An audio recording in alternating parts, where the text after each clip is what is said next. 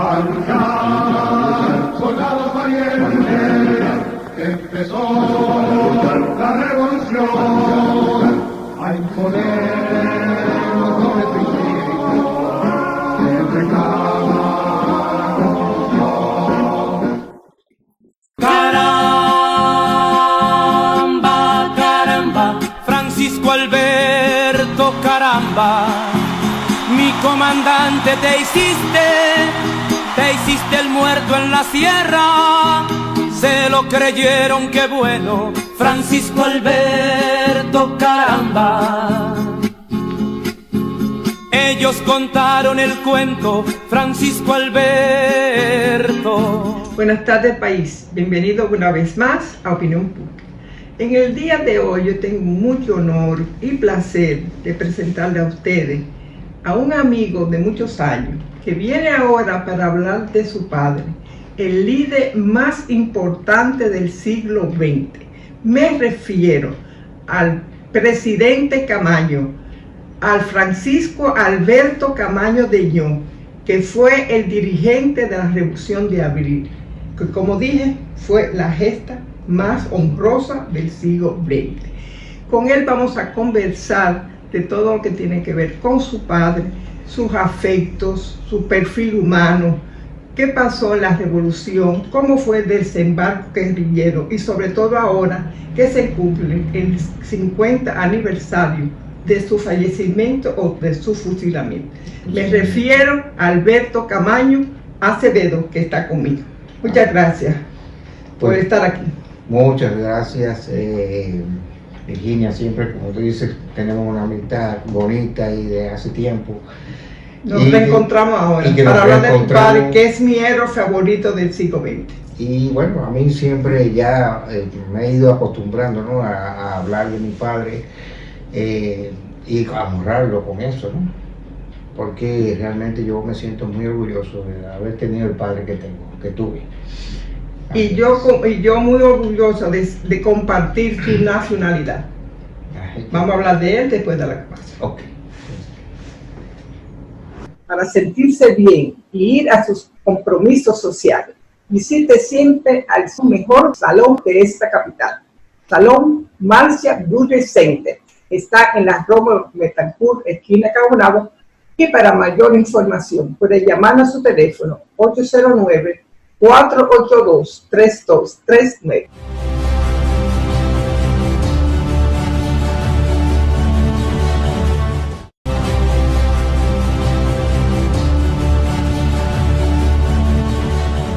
Alberto, cuando te conocí en Cuba, que tú desarrollabas como de labores diplomáticas, como ministro consejero de la Embajada de Cuba, yo fui invitada por el embajador, que es mi compadre, José Manuel Castillo Betance, y su esposa.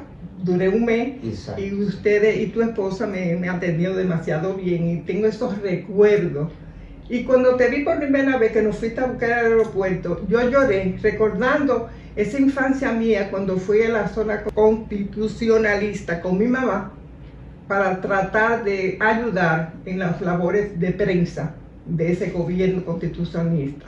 Me gustaría que nos dijera cómo fue esa niñez tuya cuando fue a Londres y cómo fue ese trayecto y ese contacto con tu padre en ese momento. Bueno, contacto con él siempre tuvimos. Incluso hay una foto. Digo, me refiero a Londres. Sí, te voy a hablar de solamente un poco de tiempo antes de la partida hacia Londres, que hay fotos de una ocasión que mi papá nos está regañando a nosotros durante la revolución porque como muchachitos al fin estábamos haciendo algún tipo de desorden y entonces a él le preocupara que nosotros se nos ocurriera salir a la calle o cualquier cosa porque estaba vigilado también. Estaba vigilado y además ya habían hecho algunos atentados contra nosotros. Teníamos que mudar a cada rato de diferentes casas aquí en la capital por eso, porque había un asedio constante buscando la forma de terminar con la revolución liquidando al jefe. Claro. Entonces, cuando nos fuimos a Londres, que también está en la fotografía por ahí, lo que nos sacan son los americanos. Sí. O sea, ellos nos Paradójicamente. ellos nos llevan de la casa que estaba ahí en las Félix Mariano Lluvere, que estaba a 2 cuadras de donde ellos estaban, ahí en el malecón. Nos sacan en unos vehículos y nos llevan al Hotel Embajador, y ahí en unos helicópteros que estaban en el Hotel Embajador nos llevaron al aeropuerto.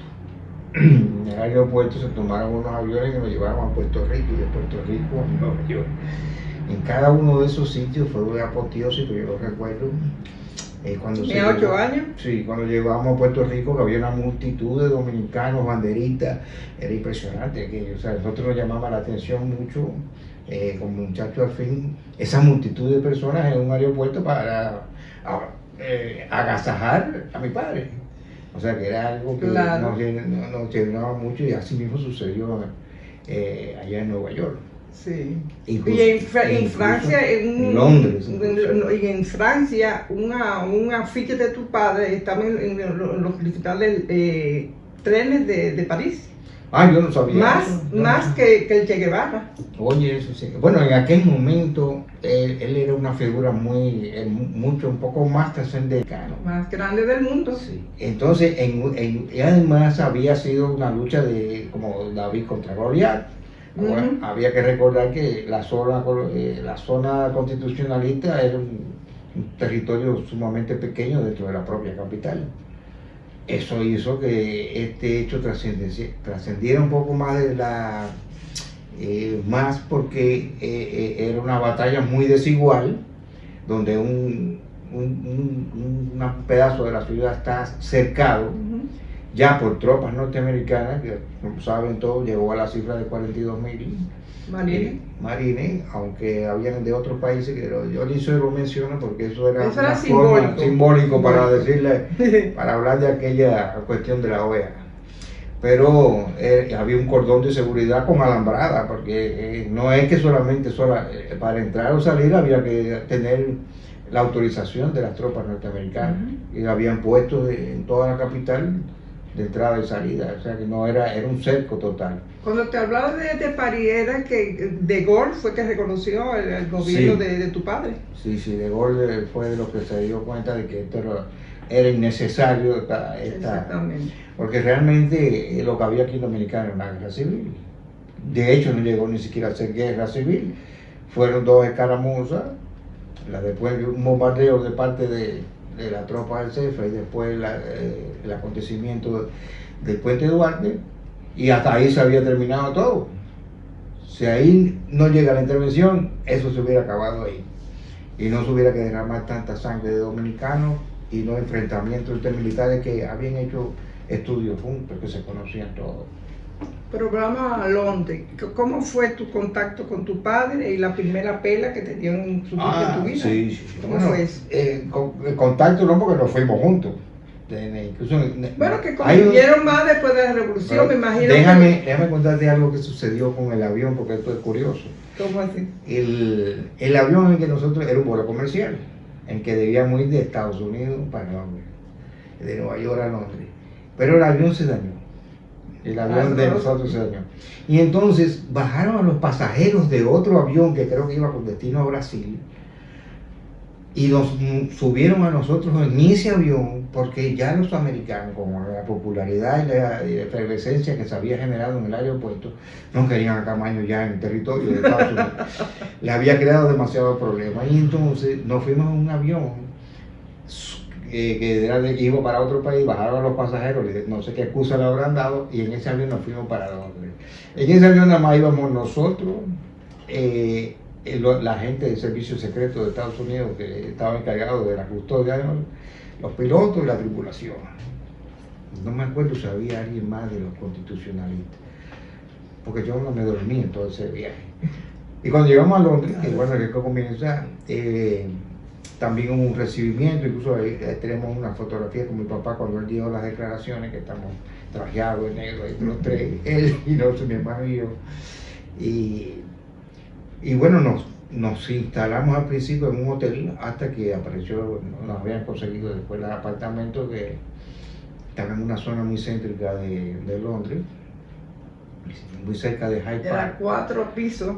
El edificio era como de 4 pisos, pero el apartamento tenía 2 niveles, aunque estaba en el segundo piso.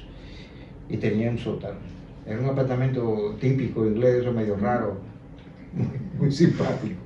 Precisamente ese apartamento tenía una terracita chiquita atrás que daba hacia los jardines de una embajada que supimos después que era la embajada de Israel, que estaba detrás.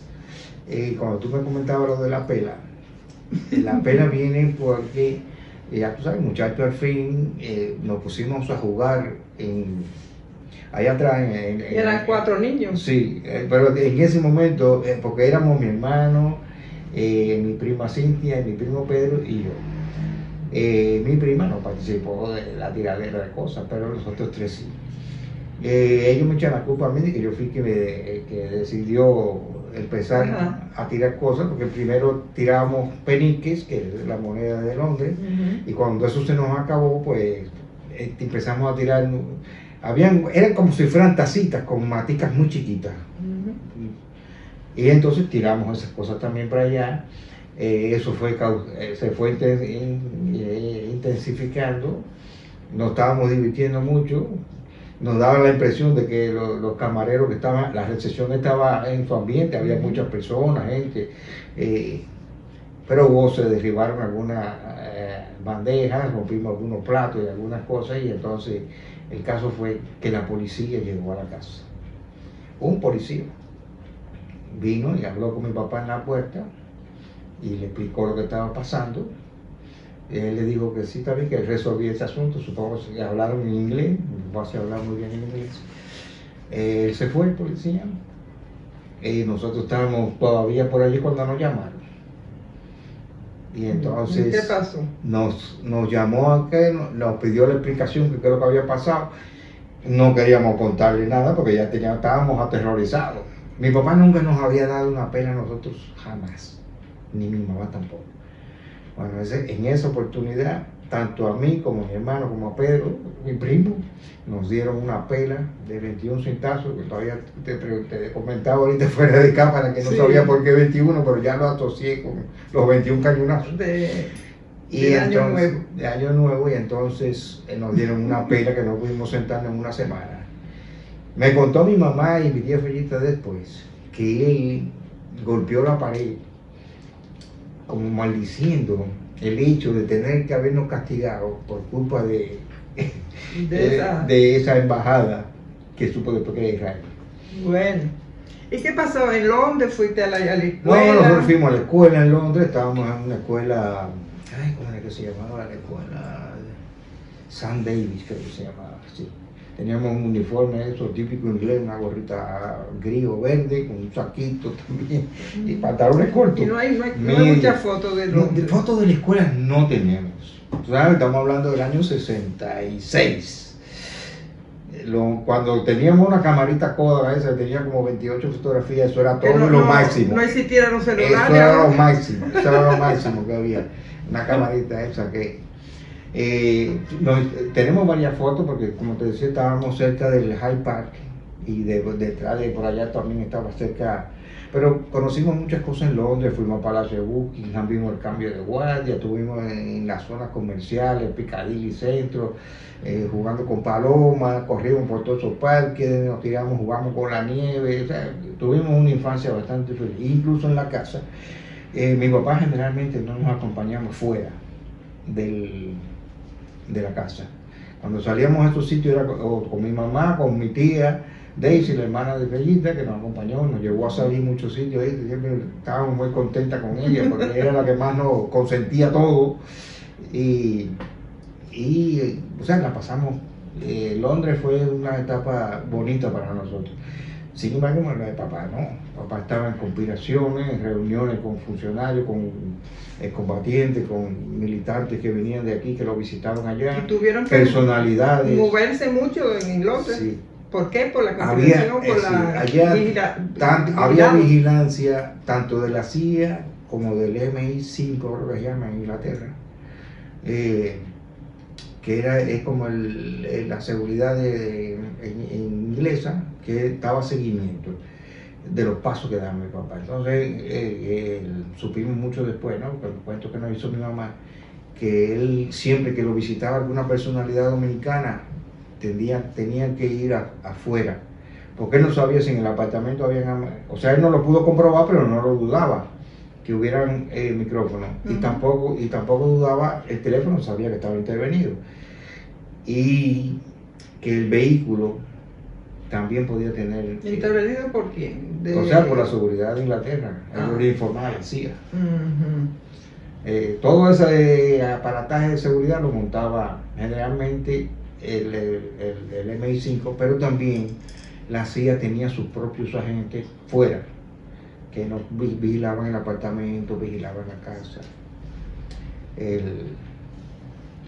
Y era así, o sea, una vida un poco clandestina, aun cuando él tenía una función diplomática, que no cumplía cabalidad, para eso muchas protestas del gobierno. ¿Y en la casa cómo era, como padre, No, amoroso? ¿Cómo hacía Camayo dentro de la cotidianidad? Ahí era una persona completamente fuera de normal y fuera de conspiración política. En la casa era todo amor. Él jugaba mucho con nosotros. De hecho, él nos montó a nosotros en una de las salas de la casa un juego enorme, que era una pista de carros, que en aquella fecha se llamaba Scalectrics. Eran unos carritos que corrían por una pista con unos controles eléctricos, y él nos hacía trampa. Él tenía un carrito de esos que era un Mercedes-Benz, que era de él, pero ese carrito tenía una moneda para que pesara más, porque nosotros cuando no sabíamos controlar en una curva, los carros se salen de la pista. A él no se le salía, no. A él era el único que no se le salía el carro, y siempre lo ganaba.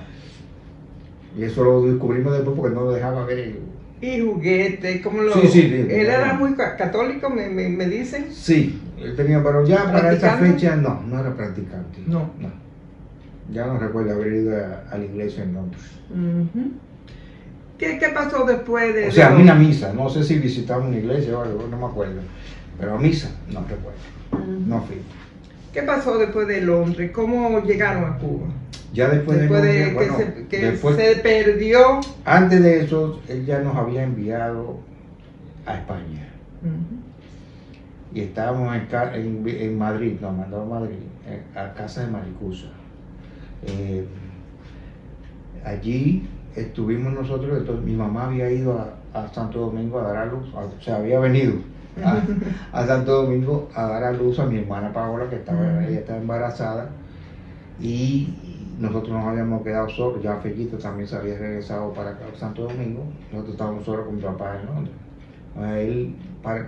Nosotros éramos una carga allí porque él no podía tener las actividades con nosotros, entonces nos envió para casa de Maricusa. Por eso nosotros vamos primero a España. Allá se reúne mi mamá con nosotros, cuando ya da luz con la niña.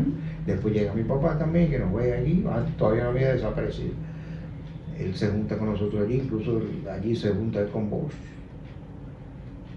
Y después, en Benidorm. En Benidorm, sí. Sí. Ya ahí después de Madrid nos mudamos a Valencia, y ahí fue cuando se visitaron. Después ya él se devuelve, no sé si fue para Londres, o si se fue porque él se pierde en Bélgica. En Bélgica. Se pierde en Bélgica como James Bond. Exacto. Que desaparece. Desaparece. Y va para Cuba. Nosotros nos quedamos allí en España hasta el año 69. Ya él establecido en La Habana es que nos mandan a buscar. Bueno, vamos a hablar de qué pasó en Cuba después que nos permita pasar con los compromisos comerciales. Enseguida volvemos.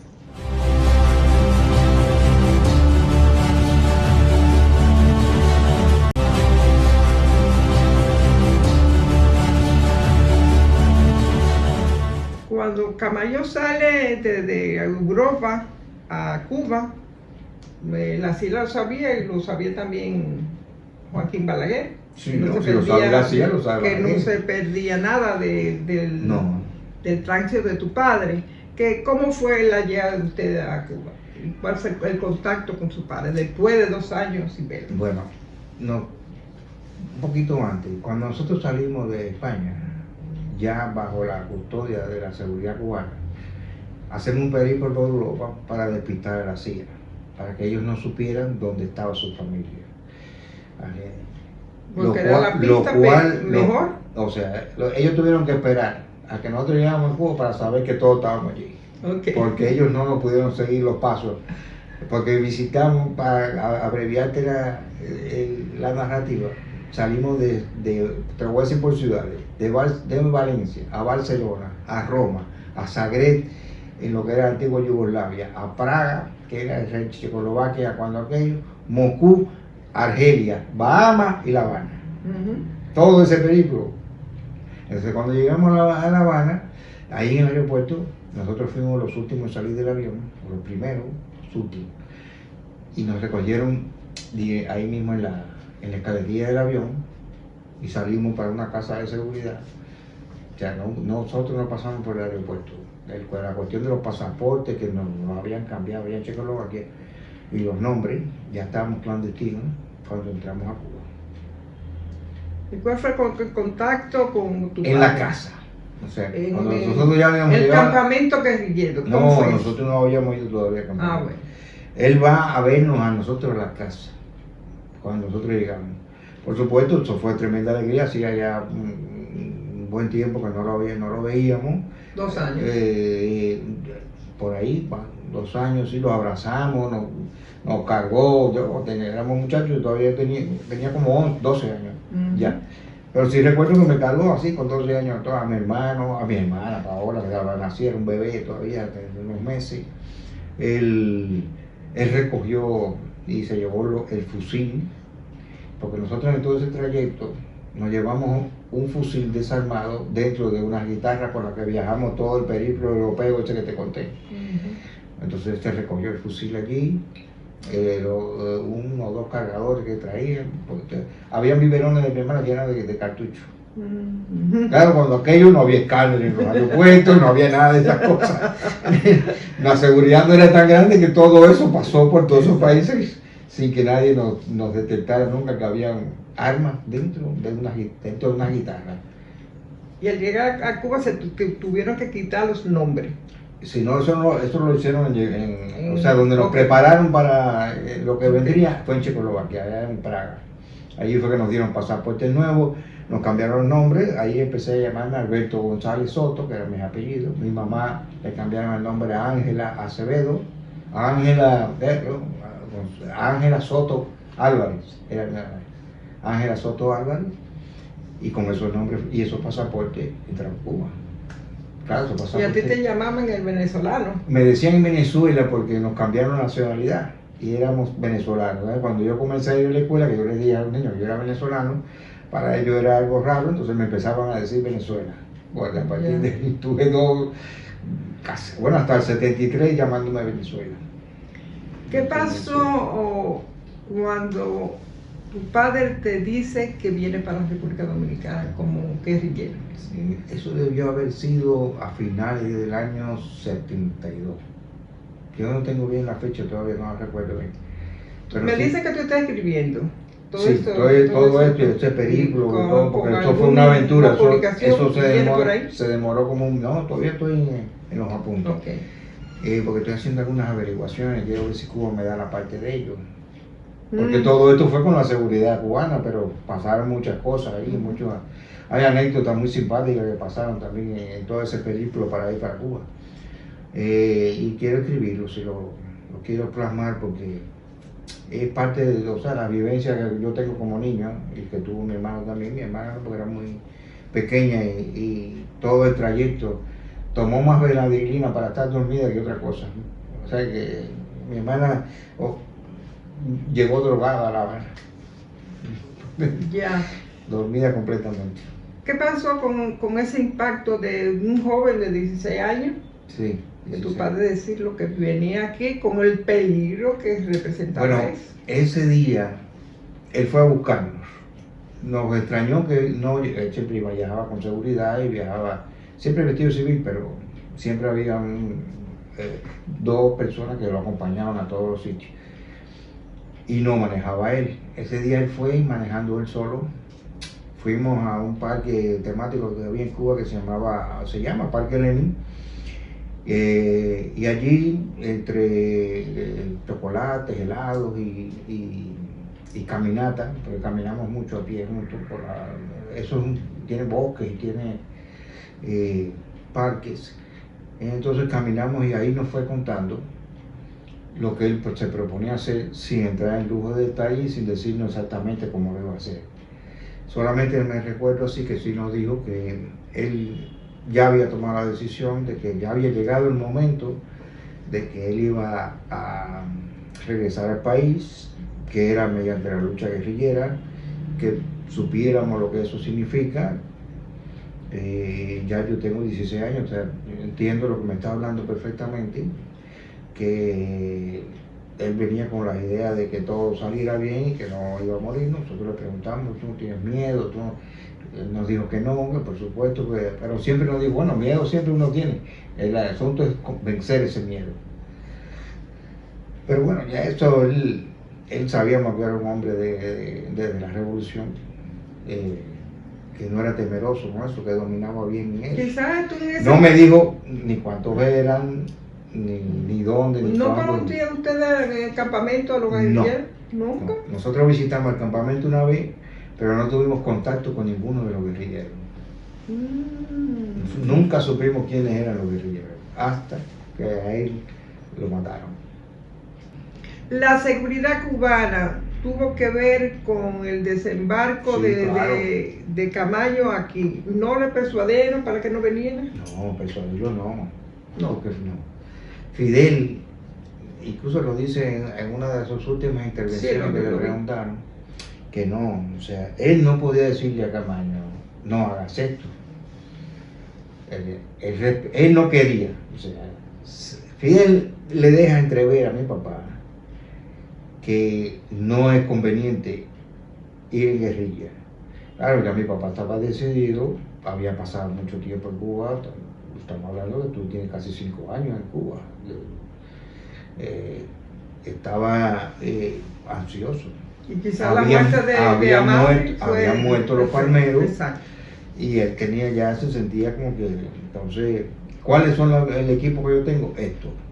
Él había mandado gente antes para que fueran reorganizando lo poco que quedaba aquí de lo que podía ser la resistencia. Mandó a Melvin Bañón a eso, pero Melvin cogió miedo. Y Oye, de Camaño, ¿se siente orgulloso del desembarco guerrillero por Caracoles? yo siempre tengo que, quiero explicar un poco el por qué pocos y por qué, porque la gente, es que nadie hace un movimiento guerrillero para inmolarse, nadie quiere venir a morirse.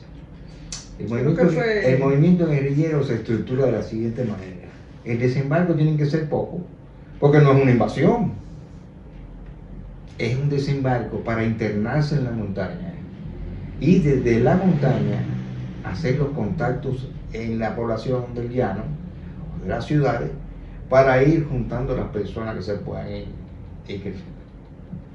Para ellos eso era un poquito cuesta arriba, porque ya la organización interna de la base había sido desmantelada, pero él confió un poco en que su liderazgo, su arraigo de la revolución podría volver a levantar un poco al pueblo. Pero quizás no contaba con que Balaguer había puesto a los campesinos, le había dado tierra, sí. le había dado todo lo que podía para que, supuestamente por donde pudiera venir algún guerrillero que se presumiera que era tu padre. Yo creo que él más que el campesinado contaba con la gente del pueblo que había participado en la revolución. Porque el campesinado, de hecho, fue el segundo que informó. Pero ¿cómo se comportó el campesinado después de Caracoles? ¿Fue de parte de la Sí, guardia? fueron los segundos que notificaron a las autoridades. Exacto. Porque lo primero fue la patrulla. La patrulla fue nefasta. El encuentro con esa patrulla, fortuito, fue nefasto. Porque o ellos mataban a los policías, eran policías, sin combate. simplemente para que no delataran Y no que quería, existía. no quería un hombre de honor como Camaño. Entonces decidieron perdonarle la vida y asumir el riesgo que ellos sabían que eso en 3 horas Se iba a saber. se iba a saber y que en 3 horas se iban a movilizar las tropas especiales que habían creado para eso. O sea, ahora no recuerdo cómo que se llama, la compañía de cazadores esa que había aquí, que eran especializados en lucha con guerrilleras, le cayeron atrás de una vez. A ellos que habían perdido las 2 mochilas y que habían perdido los alimentos, caminar por esa zona. Yo he estado donde fueron los hechos. Inhóspita. Sí, inhóspita y sin poco alimento. Ellos comieron donde El hambre fue también los campesinos le dieron comida. coadyuvado para que eso fracasara también. Sí. Y los campesinos le dieron comida, pero no podían quedarse mucho tiempo ahí porque sabían que el campesino iba a decirlo. El campesinado iba a decirlo de una vez, pero no les dio tiempo a subir. Por eso dura 15 días. ¿Dónde estaba y cuál fue la noticia de ese acontecimiento para ti? Nosotros estábamos, cuando empezó la guerrilla, allá la seguridad cubana instaló en la casa de nosotros un radioreceptor que tomaba las estaciones de radio. Era un aparato enorme, había que poner esos audífonos, entonces buscar para captar las ondas cortas de las estaciones de República Dominicana. Entonces ahí tú podías oír las noticias que se iban desenvolviendo aquí en el país, según lo que iba narrando la prensa y la radio durante los acontecimientos de la guerrilla. Entonces el día 16 de febrero, en la tarde, cuando yo tenía puestos los audífonos que estaba oyendo una de las estaciones de aquí, escuché que habían dicho que habían capturado al Coco Mayor. Entonces yo se lo dije a mi mamá: mami, para mí eso fue, o sea, yo sabía que a mi papá le decían así, que eso es lo que significaba eso. Pero tuve en un principio digamos que un aleteo de... como que un poquito de confianza de que, Okay. no que, o sea, como decía ahí, tenemos al Coco Mayor, no está diciendo que matamos al Coco Mayor, que estuviera vivo. Entonces yo se lo dije a mi mamá, y mi mamá rápidamente llamó a las autoridades cubanas que llegaron al rato, porque la noticia posterior de eso de Coco Mayor fue que sí lo había matado, porque había dicho que había muerto en combate. La realidad nosotros la supimos mucho después. Pero no fue en combate. No, es por eso. Un asesinato sí, y un fusilamiento. Eso lo supimos mucho después nosotros. Al principio pensamos que como había muerto en combate, porque eso es lo que daba la noticia. Esta noticia nos la dan desde los cubanos, vienen y certifican que efectivamente parece que ellos también tenían algún otro tipo de comunicación más fiable, que también le podía dar alguna información. Y ellos lo confirmaron cuando llegaron a la casa. Bueno, yo me acuerdo que yo me abracé con mi mamá, lloré muchísimo, mi hermano también. ¿Cómo se recibe esa noticia de que tu padre ha sido muerto en esas circunstancias? ¿Cómo fue eso? Como te digo, fue terrible porque ya tú sabes que tu papá está muerto. O sea, ya tú oíste por la radio como que lo capturaron y después te certifican. Pasaron horas, 2 o 3 horas en esto. Cuando llegan las autoridades cubanas que ya lo certifican, entonces fue tremendo dolor, fue tremenda, porque hacía apenas un mes y algo nos habíamos visto, 1 o 2 meses antes habíamos estado con él y él nos dijo que iba para esto, pero no pensé nunca que hubiera sido tan corto el tiempo, que fuera tan pronto. Ustedes y todavía en ese momento esperaban que el pueblo tenía una reacción. O sea, por el tiempo yo me di cuenta que no hubo tal reacción. También eso nos lo explicaron allí, ¿no? No dio tiempo a nada, 15 días, muy poco el tiempo. 15 días era lo que se deberían de haber demorado en haberse internado en lo más alto de la montaña, y de allí preparar la lucha guerrillera, pero no fue así. Y fue muy duro, realmente, fue muy duro recibir esa noticia. Todavía cuando lo pienso así, porque, bueno, perdí al padre en ese momento. Vamos a hacer una pausa para que Alberto se calme un poquito y enseguida volvemos.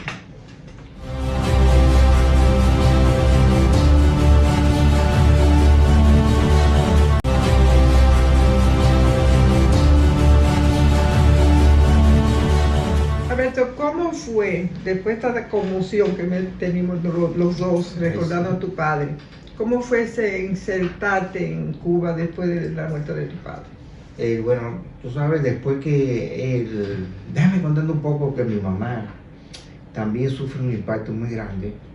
Después que ese mismo día que nos enteramos de todo, ya en la noche, ya que se habían ido las autoridades y todo de la seguridad de Cuba, pues ella se entrancó en el cuarto. Y nosotros la oíamos sollozar. Y entonces, cuando ellos notaron claramente que estábamos afectados todos, y lo cual era, digamos, lo normal, ¿no? Después de una noticia así, estamos en un país extraño, donde no tenemos familia, estamos incomunicados con la familia, estamos bajo la clandestinidad. Pero se portó bien Sí. el Estado cubano con Sí, ustedes. y te iba a contar eso. Entonces ellos, al darse cuenta de esa conmoción, ellos decidieron en muy corto tiempo, esto fue como 2 meses después, que una forma de nosotros, o sea, de recuperar, porque la escuela, nosotros estábamos en la escuela militar, pero no queríamos ir a la escuela, estábamos un poco compungidos, ellos se dieron cuenta de eso, entonces organizaron un acto en la escuela para decirle a todos mis amigos que yo no era Alberto González Soto, el venezolano, yo era Alberto Camaño Acevedo, el hijo de un líder. ¿Cómo fue Entonces, fue un acto muy bueno, muy grande, porque, o sea, ¿te devolvía tu identidad? Me devolvía mi identidad. Mira, yo tenía muchos amigos ya, tenía varios años en Cuba, ya tenía, y fue muy emocionante después, cuando todos ellos fueron a abrazarme, ¿me entiendes? Porque habían visto al hijo de alguien, al hijo, o sea, como si fuera el hijo de Che Guevara, o sea, habían conocido la figura de mi padre, lo conocen en ese momento, saben de dónde provengo, de quién soy, los vínculos históricos que tiene la República Dominicana con Cuba. O sea que fue algo muy emocionante realmente. Y de verdad cumplió el objetivo. Eso fue lo que me hizo, o sea, nos devolvió a nosotros el sentido De la vida. De saber ahora que podemos decir de quiénes somos hijos, que no tenemos que estar Escondido. viviendo escondidos, viviendo en esa clandestinidad que también implicaba que siempre tuviéramos vigilancia, porque aunque uno no lo sabía, cuando yo salía para la calle solo, una muchacha, había alguien cuidándolo. ¿Y después? ¿Entiendes? Ya después eso bajó un poco, ya nosotros no necesitábamos que tuviéramos, porque ya también se había hecho público todo, ya todos los acontecimientos que ameritaba aquella clandestinidad no tenía sentido. Entonces también eso te devuelve como decir, las ganas de vivir, ¿no? Y renaces. Entonces tú recibes el apoyo de todos tus compañeros que te habían relajado en un principio, que se burlaban, que nos criticaban a nosotros. Nosotros, al vivir en una situación de clandestinidad, nosotros no nos faltaba nada. O sea, me refiero a comida, a cosas, todos nos lo llevaban a la casa. Mi mamá hacía una lista, todos nos lo llevaban a la casa. Y le daban casa, yo recuerdo la casa Entonces, de ustedes. sí, entonces, Cuba. Bueno, tú conociste esa fue la segunda. Exacto. La Ah, otra sí. era más grande y más bonita todavía, Ok. con mucho más partes. A veces los amiguitos nuestros me mortificaban con que tú eres como que tú eres riquito, Riquito, ok. o que tú eres hijo de Pincho, como le dicen, hijo de los dirigentes, Ok. y te mortificaban con eso. Hasta ese día que descubrieron que Que venezolano, que mexicano. esa situación de privilegio que yo tenía no era porque yo era diferente, sino porque vivía en un régimen de clandestinidad. Por eso era que vivían así y que nos lo tenían que llevar todo. Pero ¿qué pasó con los restos de tu padre que ustedes están ahora tratando de que se descubra la verdad? Porque hubo una parte que dijeron que eran los restos y no eran. ¿Qué pasó? ¿Qué va a pasar con esto? Mira, yo te voy a decir a ti lo que pensamos, la familia directa de Francisco Alberto Camaño. El Claudio, al cual yo le tengo un tremendo Claudio Camaño, Sí. que fuera primo de mi papá. ¿Un hermano de tu padre? No, primo. Sí, pero era... Bueno, sí, claro. un hermano peleó con él en la revolución y vino la guerrilla con él. Y es de los que sobrevive. Eso. Y sobrevive con mucho heroísmo también porque tuvo unos meses solo por ahí bregando. A Claudio yo le tengo un aprecio y un cariño y una estima tan grande como la tengo con mi papá. Por lo que él hizo, porque lo acompañó siempre y por él mismo como persona.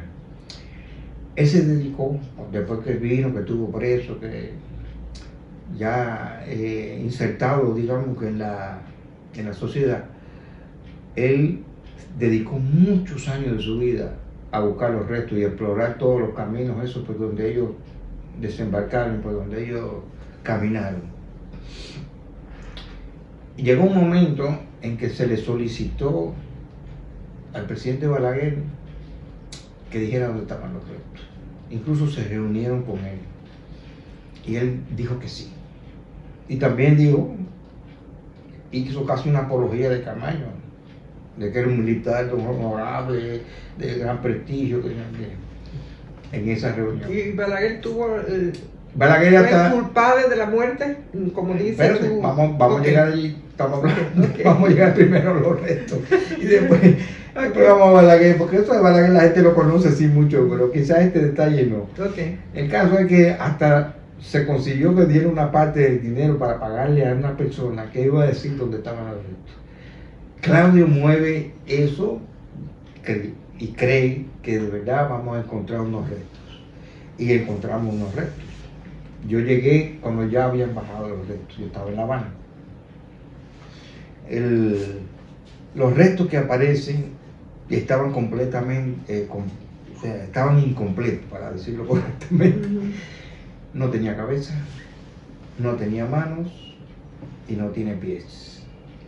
Y de los pocos huesos que se encuentran, difícilmente se armaban dos esqueletos completos. ¿Qué digo dos? Uno se armaba completo. Cuando esos restos llegaron, bajo toda aquella movilización popular que hubo para bajar esos restos, que se encontraban luego de mucha, con lo cual coincidía con que habían sido quemados y que está descuartizado, porque no aparecen los otros restos.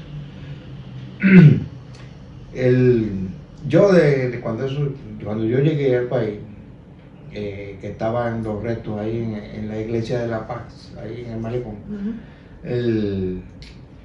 y que yo veo los restos, me llama la atención el asunto de que no hay cabeza, no hay pie, no hay mano.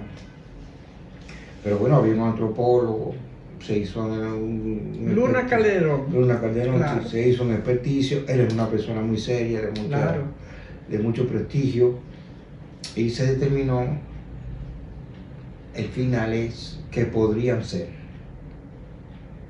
Eso es lo que dice el informe de los antropólogos, que podrían ser. Entonces, asumimos en ese momento que se podrían ser, era algo emocionante, era algo para nosotros, para toda la familia, mi mamá, que participó en toda su vida, la loma, y traer los restos, ella vino con la caja en los hombros. Era algo muy, muy apoteósico. Y lo trajimos y se hizo toda la cuestión, se llevó al cementerio de Máximo Gómez, se hizo el entierro allí y ahí se empezó a venerar su figura en un tiempo. Pasaron los años y sale una propuesta de llevarlo al panteón. Cuando sale esta propuesta, salta la duda de si son o no son.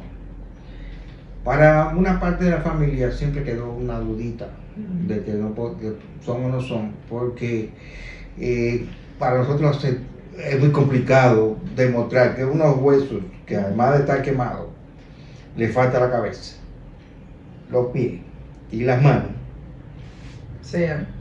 tú puedes decir que son Exacto. los huesos de una figura de 3 personas, porque estamos hablando que estaba la Larne José ahí, en ese resto de esos huesos, y está Pérez Vargas también en esos huesos. O sea, son 3 cadáveres que encontraron ahí, porque a los 3 los quemaron juntos. O sea, los 2 habían muerto en combate, pero él no. Mi papá está vivo, lo cogen vivo, está aproximadamente como 5 horas vivo. Los generales que estaban allí en ese momento viajan a la capital en un helicóptero y vienen a consultar a Balaguer.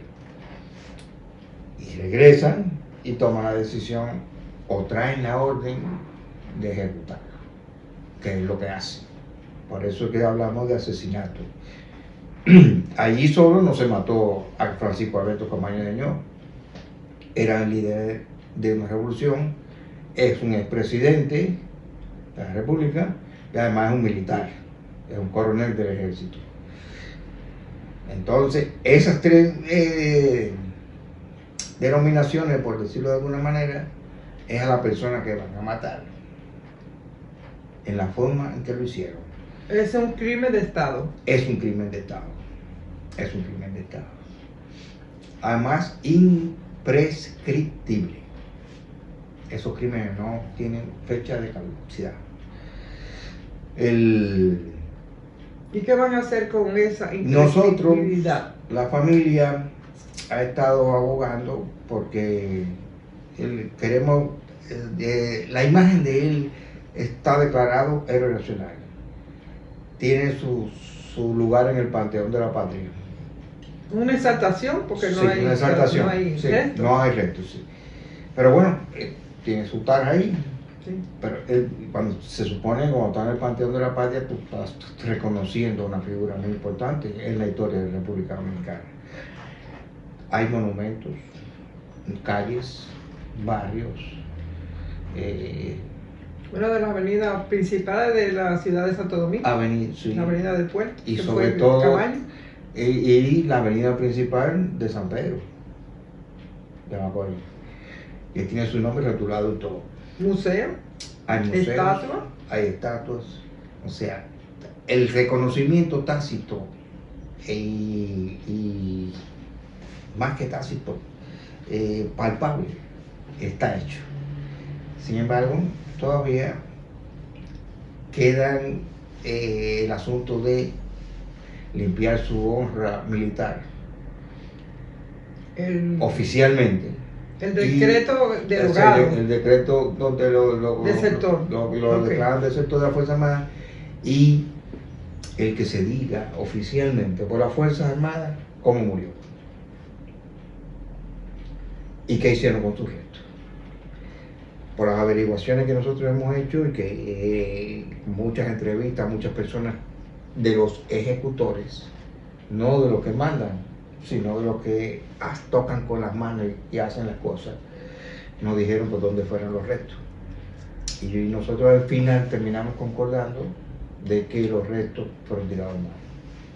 Lo que sí está mantenemos iguales, que fue asesinado, después fue descuartizado y quemado sus restos y tirado en el mar.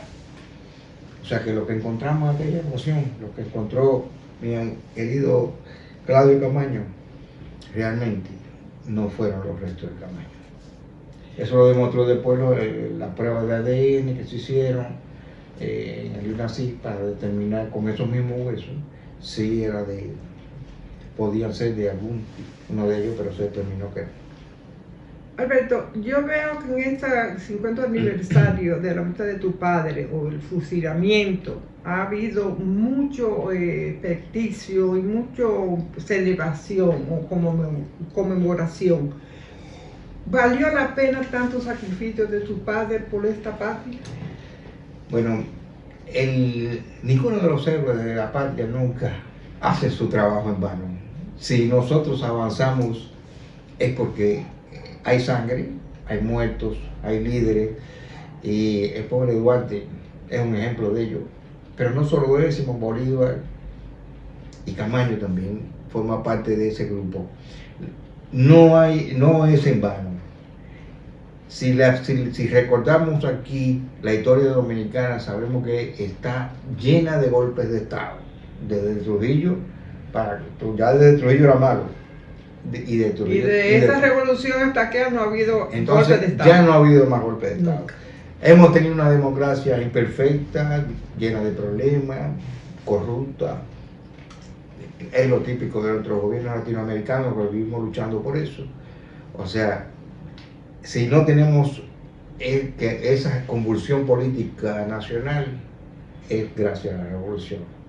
Y si los militares se metieron en sus cuarteles y no toman decisiones políticas, se debe a la revolución.